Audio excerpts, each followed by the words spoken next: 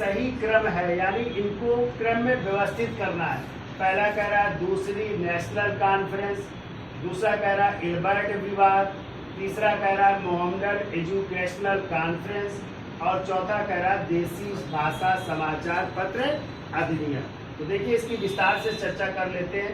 तो देखिए national conference जिसका गठन किया था सुरेंद्र नाथ बनर्जी और कई लोगों ने, और इसकी जो है पहली बैठक हुई थी 1883 में हुई थी, ठीक है। और इसकी दूसरी बैठक पूछ रहा है, तो दूसरी इसकी बैठक हो रही है 1885 में हो रही है। और कहाँ पे हो रही है? इसकी बैठक हो रही कलकत्ता में, ठीक है। तभी एक क्वेश्चन आता है कि जब भारतीय राष्ट्रीय कांग्रेस की पहली बैठक 1885 में बंबई में हुई थी, तो कौन सा एक व्यक्ति था जो उसमें उपस्थित नहीं हो पाया था। लेकिन जब अगली बैठक हुई 1886 में कलकत्ता में, तो वो उस बैठक में उपस्थित भी हुए और उन्होंने अपनी पार्टी का कांग्रेस में विलय भी कर दिया था, ठीक है। तो वो व्यक्ति है सुरेंद्र नाथ बनर्जी। और इन्हीं सुरेंद्र नाथ बनर्जी की ये जो संस्था है, इसकी जो है दूसरी बैठक 1885 में कहाँ हुई थी? कलकत्ता में, जिसकी अध्यक्षता की थी सुरेंद्र नाथ बनर्जी। तो इसीलिए सुरेंद्र नाथ बनर्जी पहली बार कांग्रेस अधिवेशन में भाग नहीं ले पाए थे। और जब कांग्रेस की दूसरी बैठक हुई थी कहाँ पे? 86 में कलकत्ता में, तो सुरेंद्र नाथ बनर्जी उसमें शामिल भी हुए थे और उन्होंने इस अपनी नेशनल कॉन्फ्रेंस का जो है किसमें? कांग्रेस में विलय भी कर दिया था। तो डेट क्या हो जाएगा? 1885। ठीक कह रहा है। इल्बर्ट विवाद कब आया? तो ये पीसी इल्बर्ट थे, तो उस समय भारत के वायसराय थे लॉर्ड रिपन। कौन थे?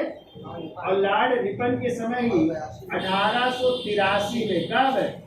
1883 में इल्बर्ट विवाद आया था, ठीक है। तो इल्बर्ट जो पीसी इल्बर्ट थे, इन्होंने क्या किया था कि अब ये आ गया था इसमें कि जो भारतीय न्यायाधीश होंगे वो जो है यूरोपियों का भी मुकदमा सुन सकते हैं, ठीक है।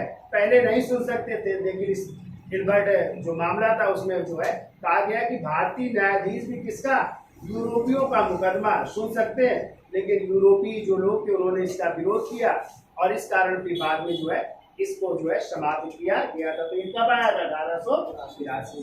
ये कह रहा है मोहम्मदन एजुकेशनल कॉन्फ्रेंस, इसकी स्थापना हुई थी 1886 में। कब हुई थी?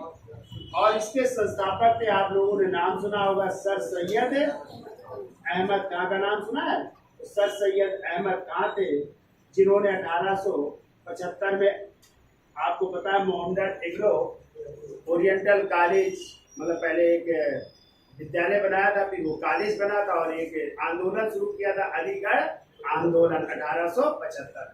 उसी के 1886 में इसकी स्थापना की थी, मोहम्मदन एजुकेशनल कॉन्फ्रेंस की, ठीक है। और अगला है देसी भाषा समाचार पत्र अधिनियम। तो आप लोग पढ़ते हो देसी भाषा जो समाचार पत्र अधिनियम है, ये 1878 में आया था। और कौन लागू किया था इसने?